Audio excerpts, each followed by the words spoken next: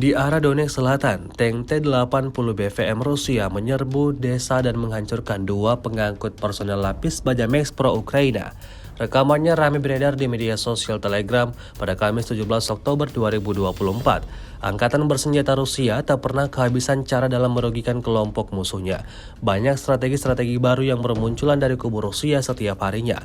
Baru-baru ini salah satu tank kebanggaan militer Rusia secara brutal menyerbu wilayah pertahanan Ukraina sekaligus melenyapkan dua peralatan militer kebanggaan kubu Kiev.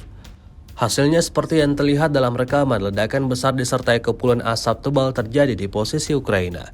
Sejak video ini beredar, belum ada tanggapan resmi dari pihak Kementerian Pertahanan Ukraina.